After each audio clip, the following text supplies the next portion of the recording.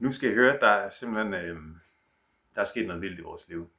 Og det skete for snart 3 år siden, til oktober 21, nærmere præcist. Og der skete simpelthen det i vores liv, at vores liv blev vendt fuldstændig op og ned. Det blev fuldstændig forandret. Og det der skete, det var simpelthen, at den Gud, der står skrevet om i Bibelen, han simpelthen kaldte os til tro til ham og på ham. Så vi blev kristne. Ja, hvem har set det komme? Vi havde i hvert fald ikke. Nej. På ingen måde, faktisk. Og folk, der kender mig, nu kan jeg mest tale på mine egne vegne, men de ville i hvert fald nok ikke have tænkt, at Asger han blev kristen. Så derfor så vil vi dele, hvad det var, der skete der, fordi vi tror på, at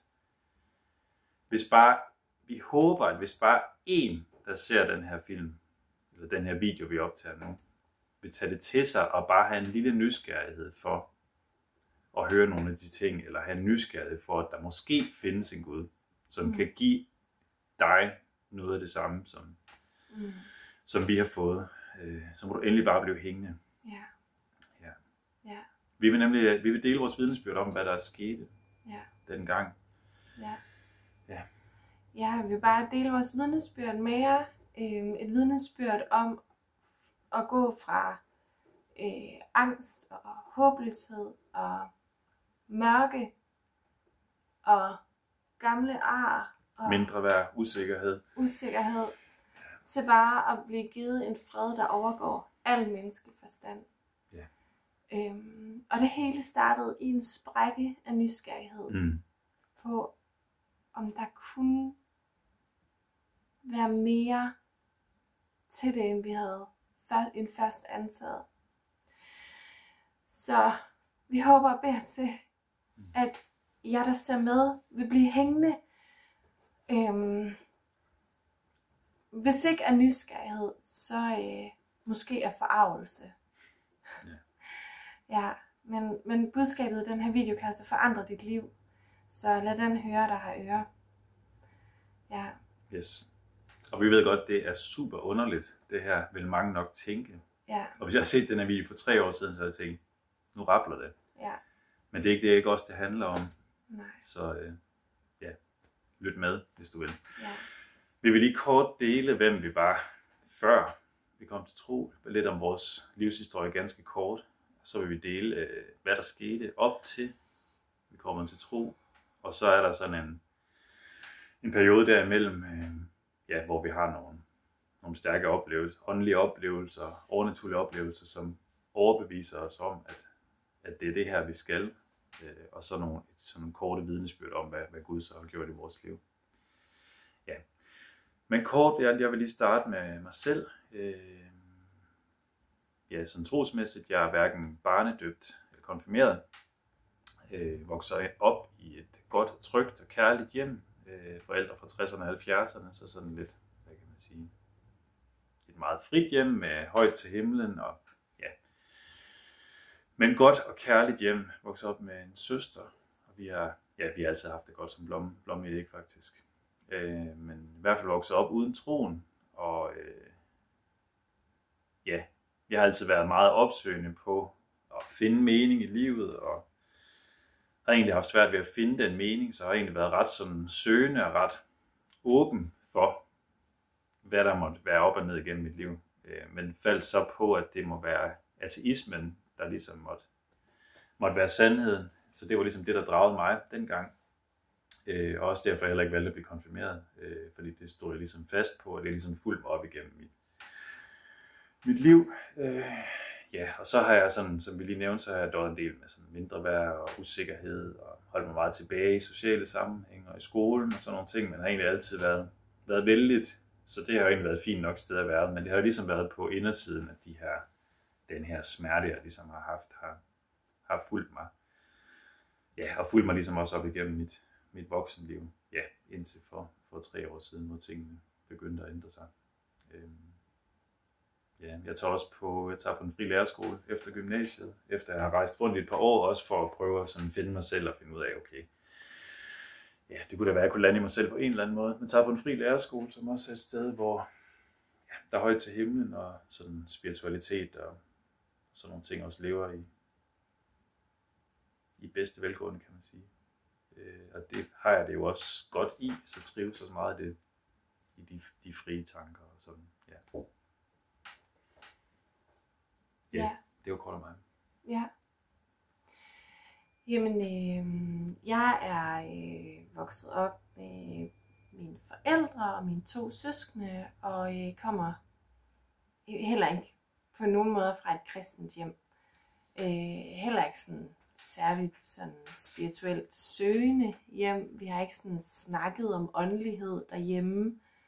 Men jeg er vokset op i et godt og kærligt, trygt hjem, tryg opvækst. Som jeg sådan kommer op i mine 20'ere, så begynder jeg at interessere mig sådan for moderne spiritualitet. Jeg interesserer mig for selvudvikling og alt sådan noget. Jeg er desuden barnedøbt, og jeg er konfirmeret, men det har været sådan noget meget kulturkristent noget.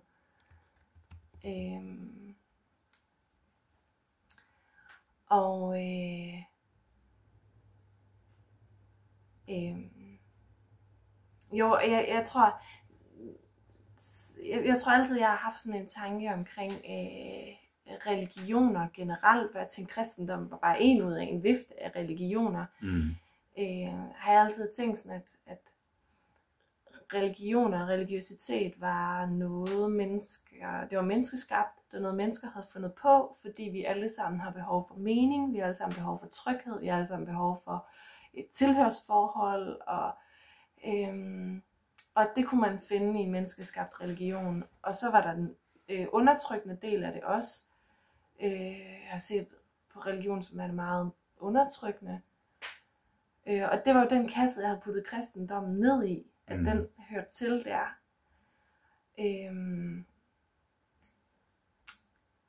Ja.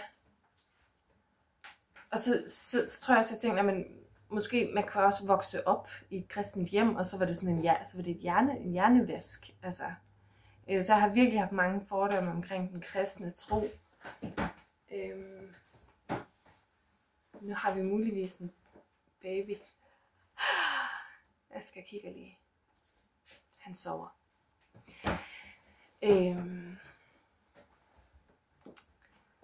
Ja, så det var sådan ligesom et ståsted. Jeg begyndte at interessere mig for moderne spiritualitet og åben over for åndelighed og sådan noget.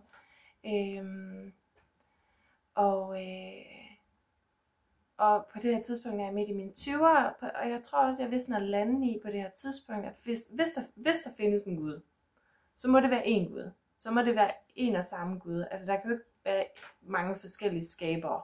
Så der må være én skaber. Altså Allah, Jesus, hinduistiske guder, det kom samme sted fra. Så at gå fra sådan den tankegang og være i det spirituelle miljø til at tro på Jesus og den dag i dag leve et kristent liv er så uventet. Og det tror jeg, ligesom dig og dine folk omkring dig, folk der kender mig, vil også, altså jeg tror det kom mindst lige så meget bag på mig, mere nok, end det kom bag på folk omkring os. Ja, så det er ligesom sådan en baggrund for, ja, det siger måske noget. Og måske er der nogen af jer, der kan genkende jer selv i noget af det.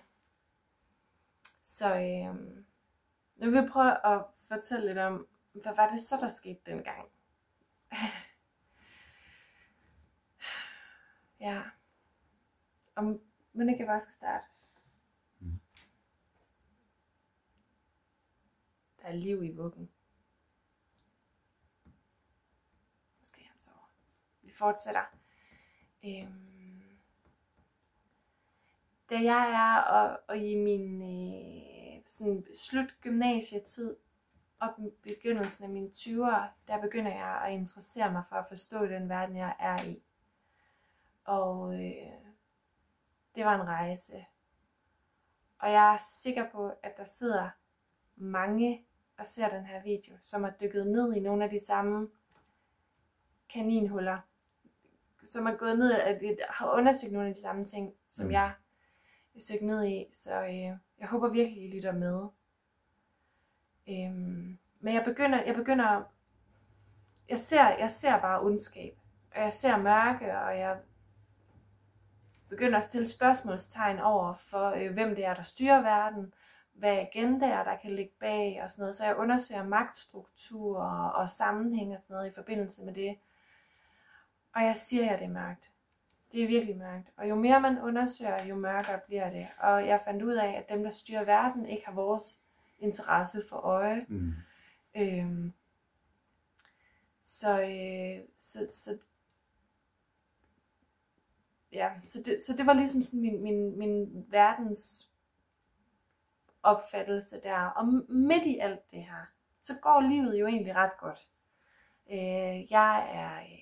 Jeg er sådan lidt småflippet og interesserer mig for moderne spiritualitet, og jeg er på højskole og dykker ned i en masse ting. Jeg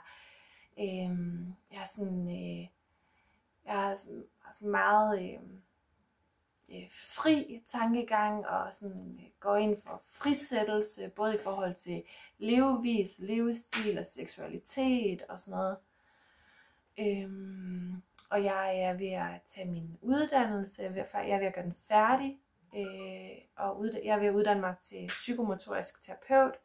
Og jeg tror ligesom, at jeg skal leve af at facilitere forandringsprocesser til et mere, så mennesker kan leve et afbalanceret liv. Og så udenpå der kører det, men indeni der går jeg bare og bærer på den her viden.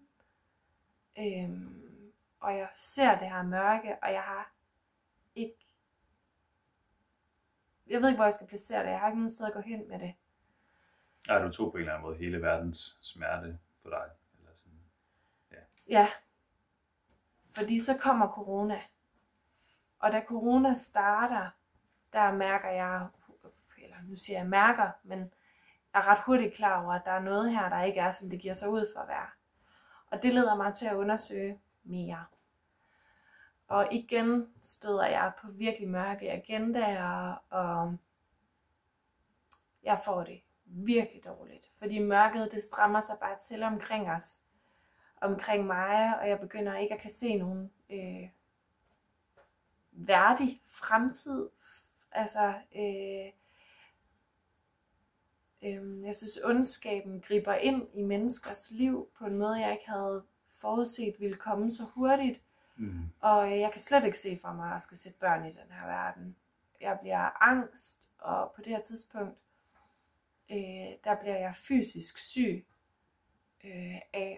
fordi jeg får det så skidt. At se de ting, jeg gør, og vide de ting, jeg ved. Men midt i alt det her, hvor jeg går og har det så skidt, så møder jeg Asger, som jo bliver lyspunktet i nok den mørkeste periode af mit liv. Ja, tak Gud for det. Men som vi også lige nævnte i starten, eller som du også lige nævnte i starten, så selvom jeg har mødt en mand, jeg virkelig elsker, en mand, jeg for første gang i mit liv kan se en fremtid med,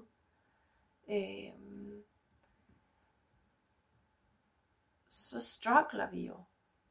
Jeg var som sagt, som jeg nævnte før, sådan meget frisættelse var virkelig sådan, det var et tema i mit liv.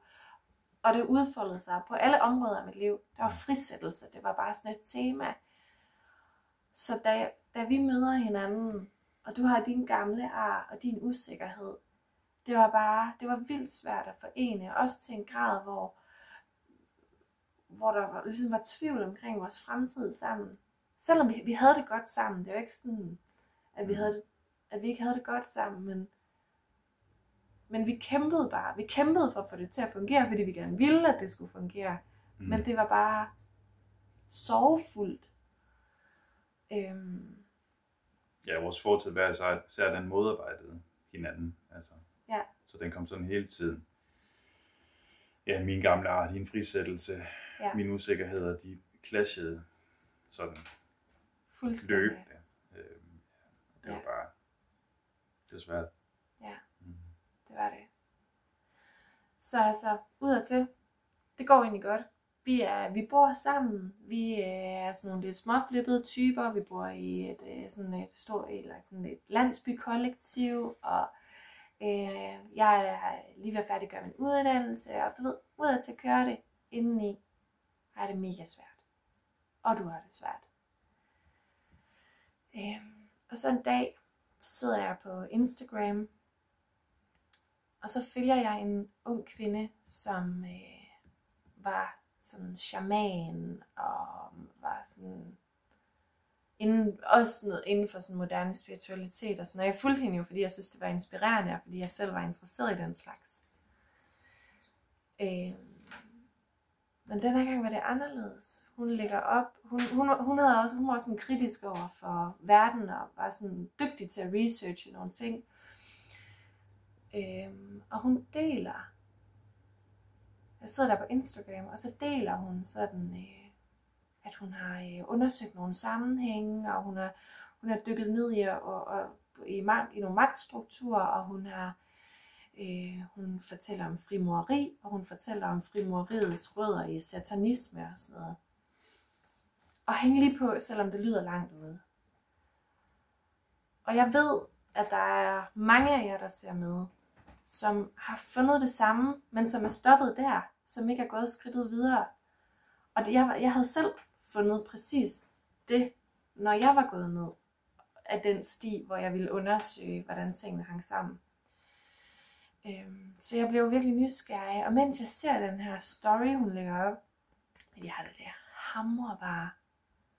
Og i den her story, der fortæller hun, at hun har opdaget, at lige så virkeligt som mørket er, lige så virkeligt er lyset, og at Gud findes. Og mens jeg ser den her video, mit hjerte hamrer bare. Og jeg kan bare mærke, at jeg skal bare mødes med hende. Jeg er nødt til at mødes med den her kvinde, men jeg tror på det her tidspunkt, at det handler om, at hun har set det samme mørke som mig. At hun har fundet de samme svar som mig. Så jeg tillægger ikke Gud en større betydning, men jeg kan godt mærke, for jeg er jo åndeligt åben, og jeg tror jo på universet og intuition fra universet, alt sådan noget. Så jeg kan jo godt mærke, at der er noget her, der føles overnaturligt, som jeg skal handle på, for jeg er nødt til at se den her kvinde her. Så spørger jeg hende, om hun har lyst til at mødes. Jeg er alene hjemme på det her tidspunkt, så du ved ikke, at jeg alt, hvad der foregår. Så jeg skriver til hende og spørger, om hun har lyst til at mødes, og det vil hun gerne, men hun bliver så syg den dag. Men spørger mig, om jeg har lyst til at komme et par uger senere, fordi hun har tænkt sig at samle en håndfuld kvinder, som alle sammen har sådan forladt sådan det moderne spiritualitet og har mødt Gud. Og jeg var sådan, det tror jeg ikke, jeg skal, fordi jeg tror jo ikke på Gud. Jeg er jo ikke kristen, og jeg har jo ikke forladt noget. Så som udgangspunkt skulle jeg i hvert fald ikke lige været til det der arrangement. Men det skulle så vise sig, at jeg alligevel skulle med til det arrangement. For på 14 dage, der forandrede mit liv sig fuldstændig. I den her story, hun lægger op, der fortæller hun om et foredrag, hun har hørt. Et foredrag, som ligger tilgængeligt på YouTube. Og jeg kan jo godt mærke i mig, at der er et eller andet her, som er anderledes. Der er et eller andet, som jeg føler mig draget til på sådan en overnaturlig måde.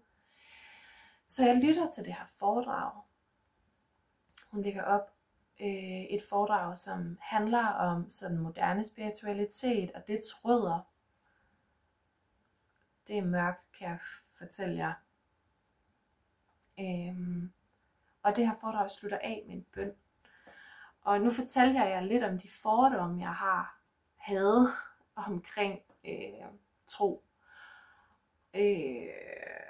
Og jeg havde også mine fordomme omkring sådan reaktioner på bøn. Altså jeg tror, vi har alle sammen set sådan film, måske endda nærmest gyserfilm, hvor nogen har reageret kraftigt på en bøn, eller jeg tror, jeg havde tænkt, det er sådan noget, man giver hinanden op til i pinsekirken, sådan en fysisk reaktion, eller sådan noget der. Men her er jeg helt alene hjemme. Det her, det er måske, jeg ved ikke, nogle dage efter, jeg har skrevet til hende, eller sådan noget. Jeg er helt alene hjemme, og jeg går rundt i køkkenet, jeg vil rydde op og gøre rent. Du er på arbejde, og så hører jeg det her foredrag som podcast, så går jeg bare sådan og lytter til det. Og så kommer den her bøn. Jeg havde jo ikke tænkt, at jeg skulle blive med, fordi jeg tror ikke på den Gud, der bliver bedt til. Men jeg tager bare mig selv i at folde mine hænder, og så beder jeg bare med. Og jeg står der i mit køkken, og mens jeg beder, så begynder jeg bare sådan at ryste. Hele min krop, den ryster, og det er ikke sådan noget, sådan ligesom hvis man er nervøs, og man sidder. Det var som, jeg rystede, og jeg kan bedst beskrive det som, at jeg sådan følte, jeg kastede op ud af mine øjne. Det var jo, altså det var sådan tårer, der kom ud, men det var meget fysisk reaktion. Og måtte sådan hen og stå over en stol og sådan, det var virkelig sådan intenst. Men det føltes ikke, da jeg står i det, jeg er ikke bange for det, da jeg står i det. Men det der sker efterfølgende, da bønnen er slut, der er der bare fuldstændig fred. Og nu har jeg efterhånden delt mit vidnesbyrd mange gange, men jeg kan virkelig bare bedst beskrive det som, at det føles som om, jeg har haft en rygsæk på hele mit liv, jeg ikke anede, jeg har haft på. Og nu er den blevet løftet af, den var blevet taget fra mig. Og sådan, vi kender også alle sammen lyden af en M-hætte, der bare kører. Og det var bare som om, at M-hætten var blevet slukket. For første gang i mit liv var der stille.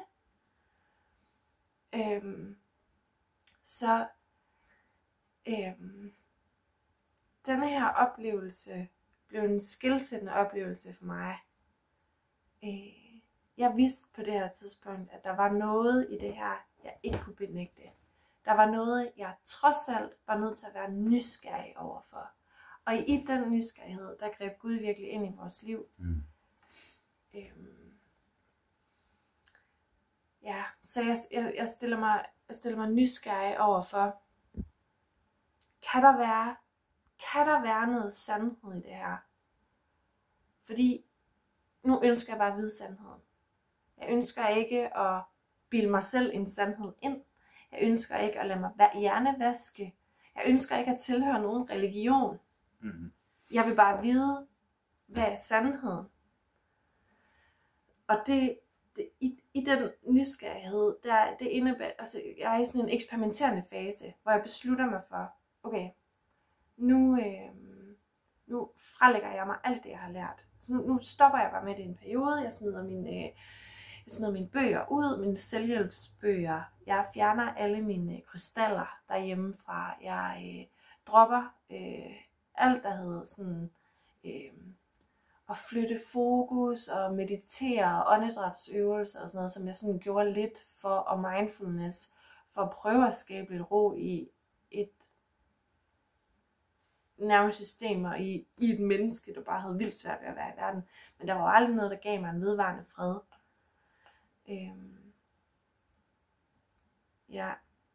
Så der starter den eksperimenterende fase. Nu glemte jeg faktisk lige, det der jo sker efter den der bøn der, da du kommer hjem den dag.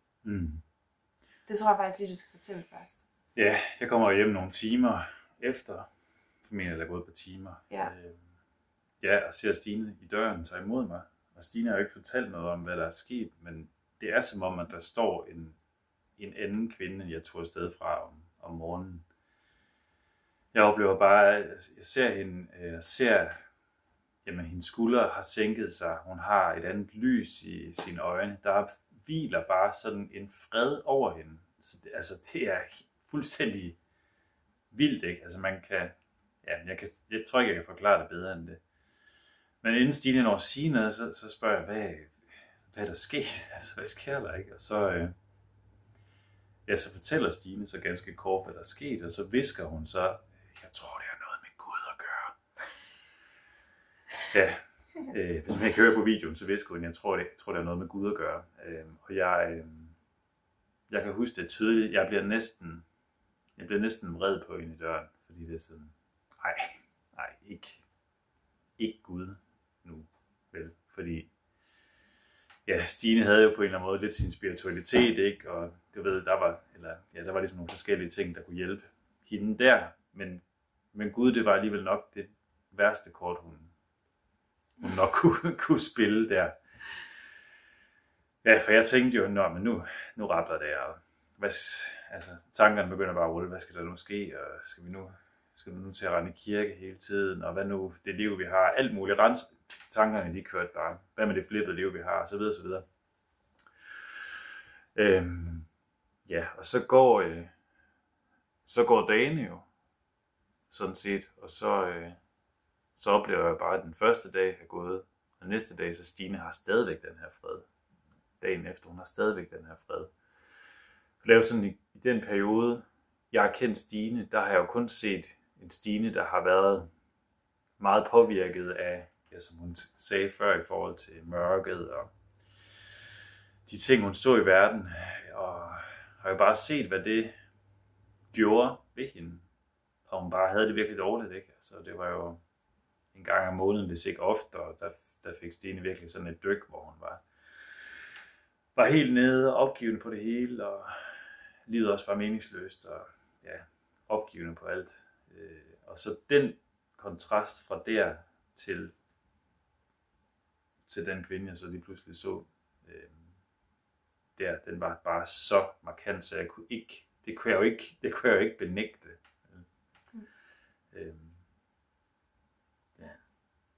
Ja.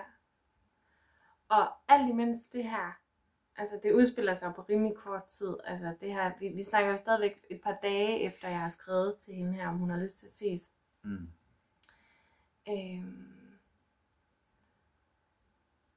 Hvor var det, jeg ville hen med det?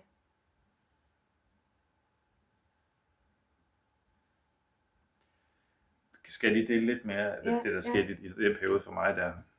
Fordi jeg tror, det fortsætter ligesom i Stine. Og når der går flere og flere dage, og jeg begynder så at, hvad kan man sige, jeg undres mere og mere, og bliver mere og mere nysgerrig på, hvad er der egentlig lige sket her? Fordi jeg synes simpelthen, det er for vildt, det bare bliver ved. Og som Stine siger, hun har bedt med på den her ene bøn. Ja. Hun har vildt, det ikke gjort noget. Altså,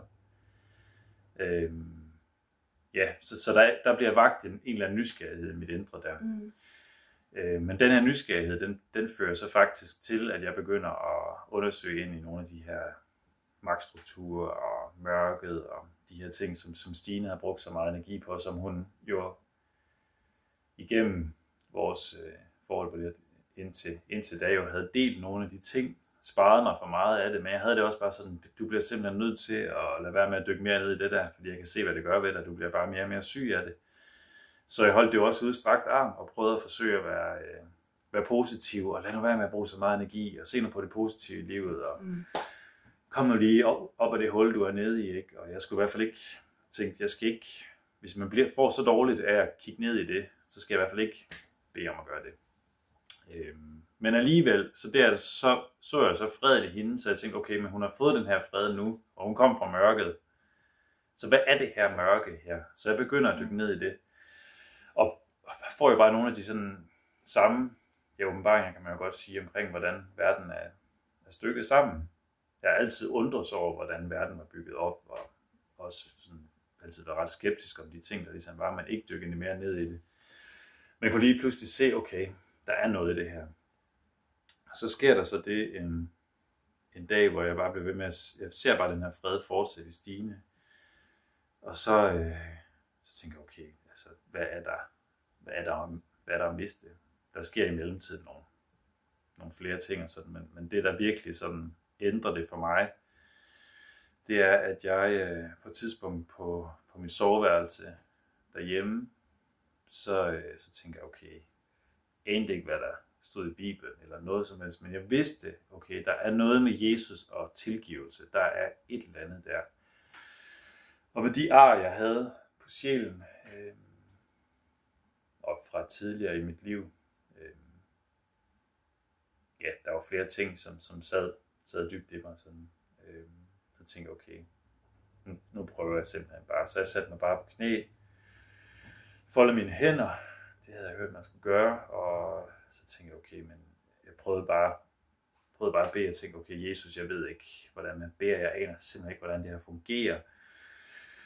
Men Jesus, må du bare tilgive, og i det øjeblik, jeg siger tilgive, så begynder min mund bare fuldstændig at rulle derudad. Altså i 10-15 minutter tilgiver jeg bare tidligere kærester, tidligere personer, der har været onde mod mig, eller behandlet mig dårligt. Ja, alt hvad som kan komme i tanke om. Jeg får tilgivet mig selv for alle de gange, jeg har slået mig selv oven i hovedet. Og ja, det kører bare derudad. Så jeg tror nærmest, jeg får tilgivet alt, jeg kan komme i tanke om på de her 10-15 minutter. Og det, der så er så vildt, det er, at da jeg så har bedt den her bøn, som der er bedt om tilgivelse, så stopper de sådan med at snakke, og så kigger jeg mig sådan omkring på soveværelset, og så er der bare fuldstændig ro. Der er bare fuldstændig fred. Der er bare ingen støj. Altså som Stine siger, M-hætten, den er bare så er den bare slukket, og så er det bare sådan, oplever bare sådan summen indeni, bare sådan total fred. Altså, ja. Jeg havde i flere år bare haft sådan en knude nede i maven, som bare sådan den var bare uforløst. Sådan følelser og ting, jeg ikke kunne komme i kontakt med, og det var bare sådan en knude, der bare havde bygget sig op, og den var bare væk. Den var bare fuldstændig væk. Så mit livs rygsæk blev også bare taget af, så det var bare sådan, wow, ja, hvad skete der? Jeg havde jo sat navn på. Jeg sagde jo, Jesus, du må tilgive. Og Stine havde sagt, der er noget med Gud. Og jeg kunne ikke benægte det, der skete. Så det, jeg havde benægtet hele mit liv, det kunne jeg ikke benægte fra det øjeblik af. Ja. Ja. Ja, og alt det her, der sker, som sagt sker det jo på kort tid, men det sker også uden at Asger og jeg faktisk taler særlig meget sammen om det. Fordi jeg vidste jo godt, hvem Asger var. Jeg vidste jo godt, hvad dit trosmæssige eller manglende på samme fundament var. Jeg kendte jo også godt dine fordomme, ligesom du kendte mine. Så jeg var meget påpasselig med at involvere dig, også fordi jeg tænkte, det her det er mit projekt. Det er så langt ude at begynde at tro på Gud. En ting er at tro på Gud, det er der mange, der gør. Men at tro på den eneste sande Gud, den bibelske Gud og Jesus, og tro på ham, det var så langt ude, at jeg kunne ikke engang involvere Asger i det. Fordi jeg fattede det ikke engang selv. Så vi snakker jo faktisk ikke rigtig om det her. Og vi har jo heller ikke rigtig nogen andre at snakke med det om. Ja. Havde du mere til det med tilgivelse der? Nej. Fordi så vil jeg lige sådan beskrive lidt mere i forhold til den der relativt korte tid, men hvor der sker noget mere, fordi jeg fik vist sagt det her med den her sådan eksperimenterende fase og sådan noget, og som Asger nævnte, freden fortsætter. Så jeg gør ikke de ting, der skulle forestille at give mig ro indeni.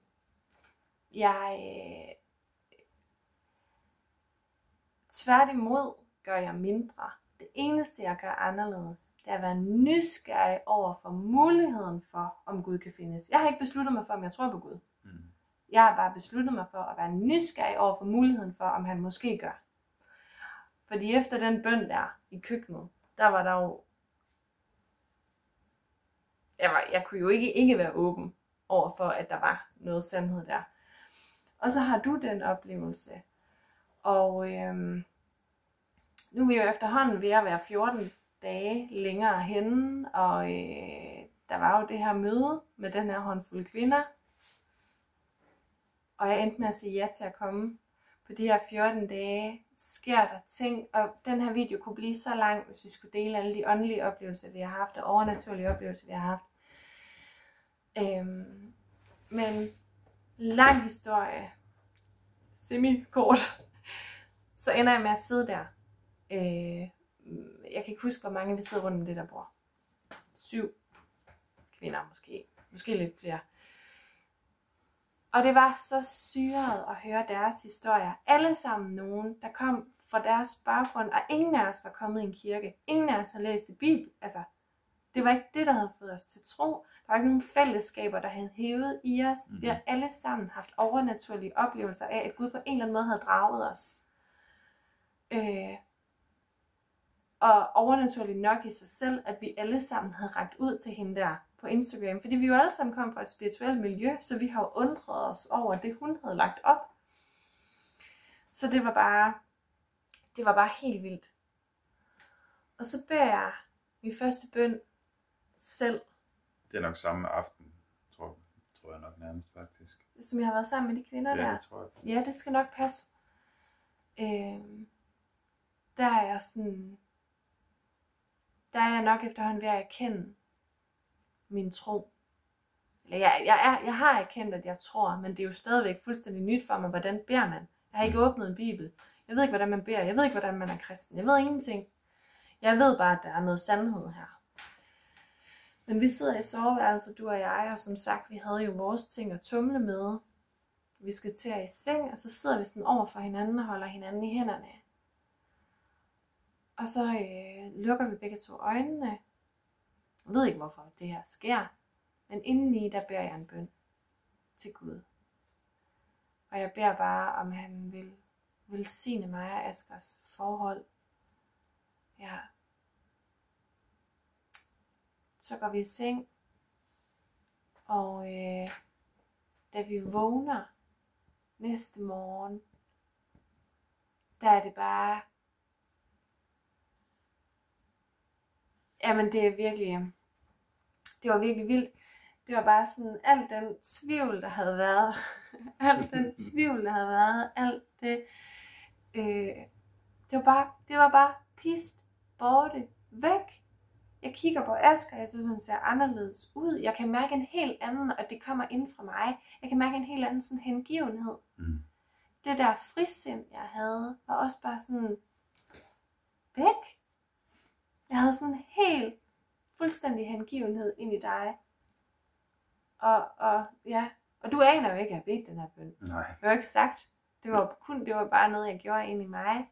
Og det, der var så vildt, det er, at du jo så også begynder at sætte ord på, at du oplever, at der er noget, der er anderledes. Ja, fordi Stine, hun ser nemlig også helt anderledes ud, da jeg vågnede op der om morgenen. Og jeg aner jo ikke, hun har bedt den her bøn. Jeg kan jo godt huske, at vi havde det her lidt ømme øjeblik, hvor vi sad lidt anden i hånden, da vi skulle sove der, ikke? Men det var sådan set det.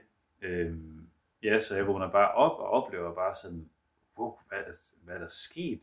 Altså, det var jo dig, jeg lagde mig til at sove sammen med i går, ikke? Og pludselig så oplever jeg også bare, hvordan den her sådan usikkerhed, og hvordan sådan, ja, hvad kan man sige, de her ting, der ligesom foregik ind i mig, som bare på en eller anden måde gjorde det svært at være mig selv, og også gjorde, at Stine også kunne have svært ved at være sig selv i det, fordi det bare skabte så meget røre. Det var bare væk.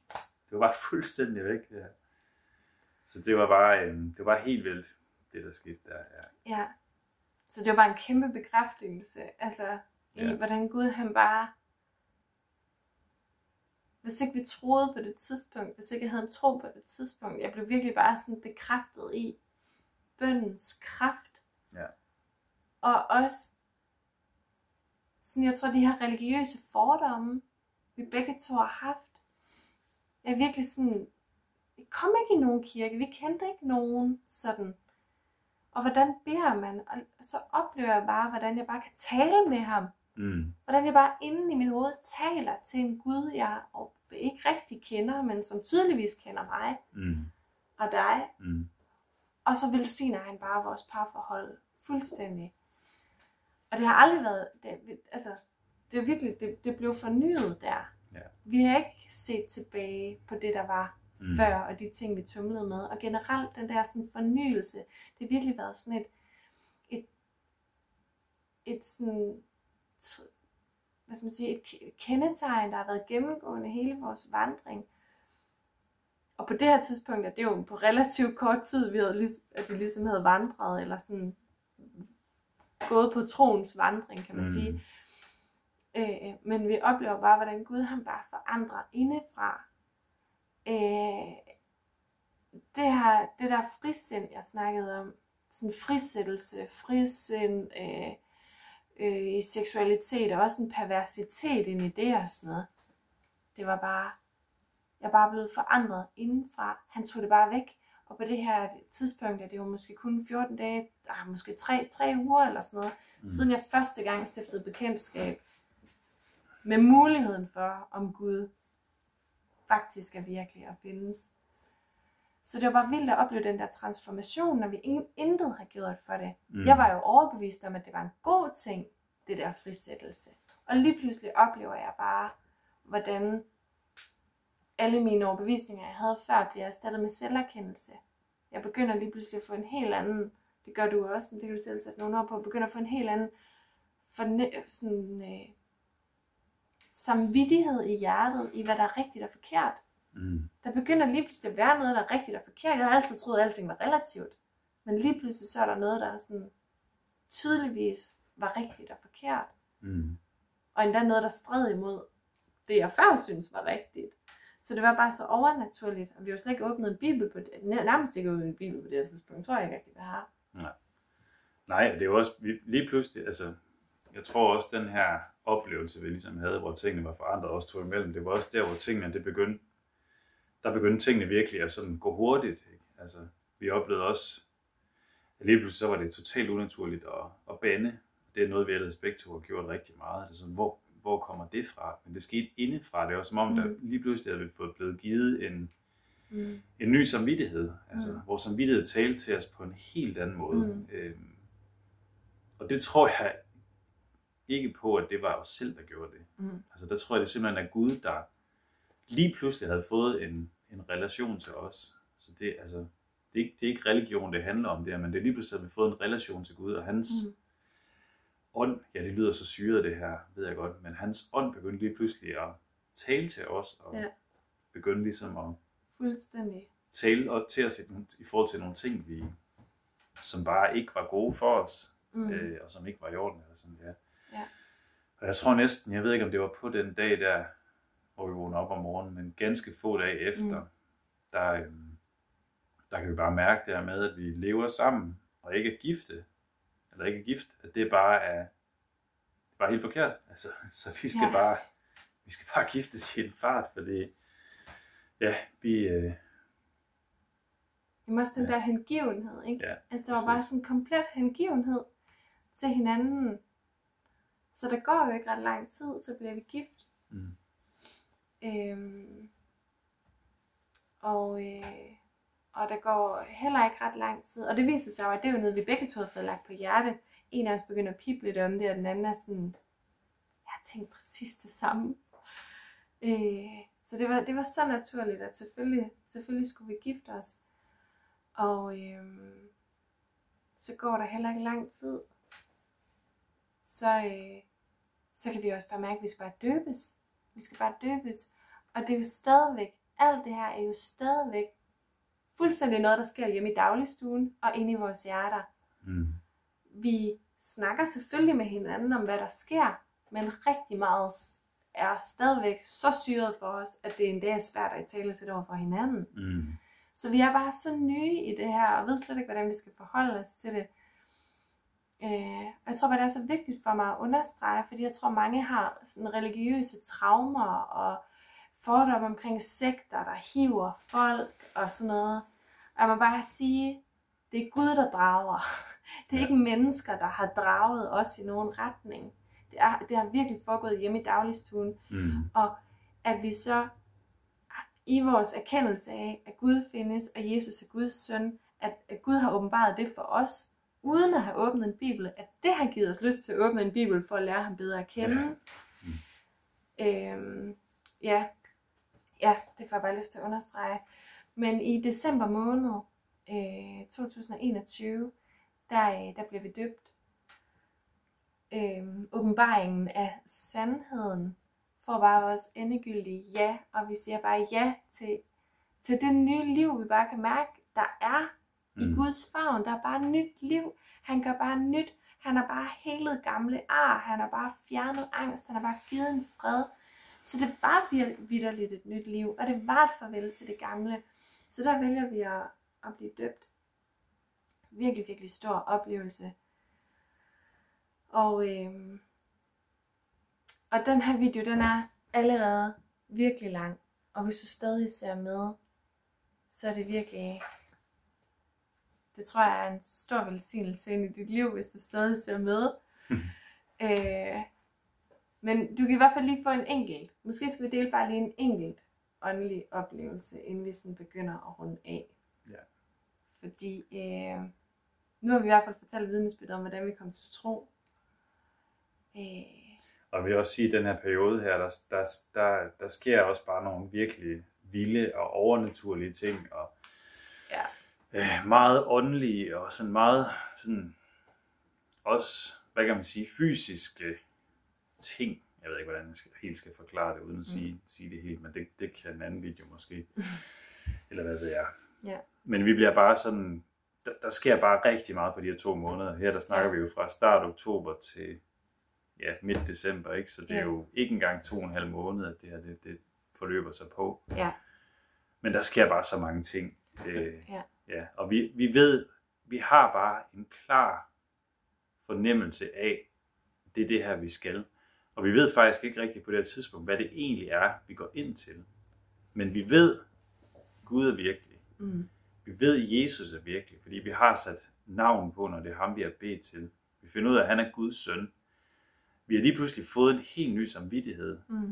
Så der er bare de her ting og de her oplevelser, vi har. Vi kan bare ikke benægte dem. Så vi ved bare, okay, det bliver vi simpelthen nødt til. Ja. Plus, vi ved, at den åndelige kamp er virkelig. Yes, vi har begge to dykket ned i helt konkrete magtstrukturer og sammenhæng og fundet ud af, hvor mørkt det er, og det rødder i satanismen. Mørket er virkelig, virkeligt. Det er virkelig, virkeligt. Og lige så virkeligt som det er. For jeg ved, der sidder mange derude, der ved, at mørket er virkeligt. Lige så virkeligt som det er. Mere virkeligt end det er lyset. Så det har vi jo bare erfaret på det her tidspunkt. Ja. Præcis. Når vi kommer hjem fra vores dåbsdag. Ja. Og så beder vi vores sådan første bøn sammen. Jeg tror, det havde været, indtil der havde det været lidt specielt at skulle bede sammen. Og sådan, hvordan gør man det? Og, er det sådan lidt grænseoverskridende at snakke til en, man ikke kan se? Ikke? Altså, så det der med lige at gøre det sammen, var sådan lidt grænseoverskridende for os. Ja. Men vi beder, fordi på det her tidspunkt, der vi har faktisk prøvet i 9 måneder indtil da, og prøvet at sige, at vi kunne blive gravide. Fordi vi kunne godt tænke os alligevel, altså inden vi kom til tro, der vi tænkte, okay, vi havde begge to et stort ønske om børn, og ville gerne sætte børn i verden sammen. Jeg havde, eller det har jeg stadigvæk, en datter fra tidligere. Så vi havde på en eller anden måde kunne øve os på at være forældre, kan man sige. Og ville gerne sætte flere, eller sætte fællesbarn i verden. Men det fungerede bare ikke. Der skete ingenting, og vi prøvede ellers at track cykluser og alt, hvad man nu kan gøre. Ja, og oven i det her, selvom vi har et stort ønske og en stor længsel om at skal skabe en familie, så har vi de der ting, vi har tumlet med. Man tænker, vi ved jo, vi elsker hinanden, og vi har det jo godt sammen. Men bag det her, jeg er jo mega frygtsom omkring at sætte børn i verden. Altså, jeg er jo hver dag, og synes jeg jo ikke, det er forsvarligt at sætte børn i verden. Meget angst omkring det. Ja. Nå, vi beder sammen, og det vi beder om, det er bare, Gud, hvis du synes, at vi skal sætte et barn i den her verden, så må du bare lade det ske. Må du åbne døren for, at det kan lade sig gøre. Og så ønsker vi bare, at det her barn, det også bare må være dit barn, og sådan nogle ting bliver vi inde i. Så siger vi også bare, men hvis du ikke synes, vi skal sætte børn i den her verden, så må du bare lukke døren. Ja. Så beder vi den her bøn, og så går der en små 14 dage, og så får jeg en drøm, og den her drøm, den står bare helt klart for mig. Så der var et andet lys i den her drøm, end jeg nogensinde har oplevet før. Men det, der sker i drømmen, det er, at der er et vennepar, der rækker et spædbarn over til os. Og så kommer der sådan en form for sådan en halskæde ned foran mit ansigt, med sådan en amulet på. Amuletten vender sig om, og så er der et billede af sådan en drengespædbarn på. Og så vågner jeg op om morgenen, kigger på Stine, og det første jeg tænker, det er bare, du er gravid. Og jeg siger til Stine, jeg tror simpelthen, at du er gravid, eller en vi kender bare, at du er gravid. Og Stine, hun er på vej i gang med noget bachelor, og presset over det, og stresset og alt muligt, og hun er sådan, nej, det er ikke. Og ikke nu, og sådan. Men så går der en lille uges tid, og så tager du så en graviditetstest, fordi du går over tidlig menstruation, og så er du ganske rigtig gravid. Ja. Vi tager til lægen, og får sat en terminsdato, og terminsdatoen bliver den 15. september. Og det er præcis 9 måneder efter, vi har bedt den her bøn, og den dag, vi er blevet døbt. Vi beder bønnen den 15. december 2021, og præcis 9 måneder efter, der er jeg termin med vores store dreng, Eskil, der fylder 2 år lige om lidt. Fordi siden da har Gud velsignet os med endnu et liv. Vi har Hjalte på 4 måneder, det er ham, der har ligget puslet herovre. Men Gud er så god, og han er bare virkelig grebet ind i vores liv, og han har bare sat os fri for så mange ting. Vores liv er virkelig vendt op og ned. Og det er også derfor, vi deler det her med jer i dag, fordi det vil være grådigt af os at lade være. Vi kan ikke dele det med jer. Den fred, som jeg oplevede den der i køkkenet, og som du oplevede efter den bøn, du bad der. Den fred ønsker vi for alle mennesker. Og den åbenbaring, det er, at sandheden har ligget lige for fødderne af os hele tiden. Hvor mange af os er ikke barnedøbt og konfirmeret, men hvor mange af os kan reelt set huske, at der er blevet... Jeg kan ikke huske, at der er nogen, der har fortalt mig de her ting. Det er sådan... Hvordan kunne jeg ikke tænke, at jeg har gået et helt liv uden at vide det her?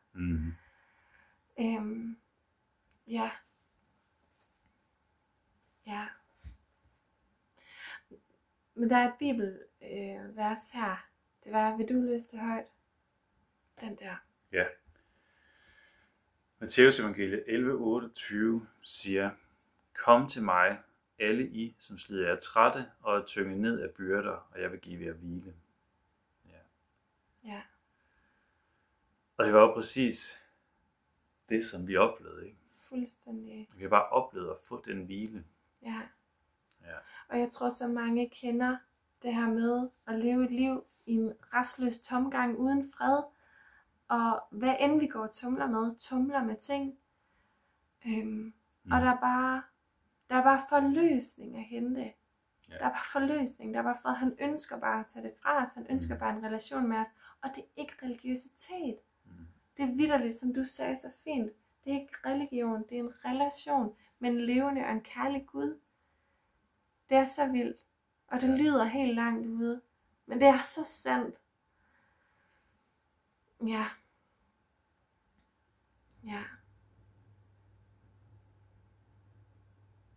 Jesus han siger også i Matteus evangeliet 7, vers 7-8, der siger han, bed, så skal der gives jer. Søg, så skal I finde. Bank på, så skal der lukkes op for jer. For enhver som beder får, og den som søger finder, og den som banker på, lukkes der op for. Og det er virkelig, altså, det er jo så ubegribeligt. Men den Gud, der har forestillet os til det narrativ, at du også tror, eller måske har en lille åbning for det. Hvis at du vælger at prøve at banke på, så vil der blive åbnet for dig. Ja. Fordi Gud, han ønsker en relation med dig. Ja. Han ønsker at være sammen med dig. Skaberen af alting, skaberen af universet. Ja. Skaberen af os mennesker. Og vi er ikke bare aber, der render rundt på jorden. Eller en afart af aber. Vi er skabt med en mening. Vi er skabt. Ja.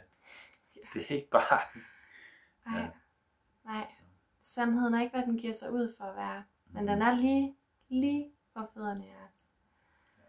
Ja. Så lad det være en invitation til, hvis ikke at tro, så måske er nysgerrighed. Og prøve at banke på, eller i hvert fald forholde sig nysgerrig. Fordi i den lille spring af nysgerrighed, der greb Gud ind i vores liv, og det er fuldstændig forandret.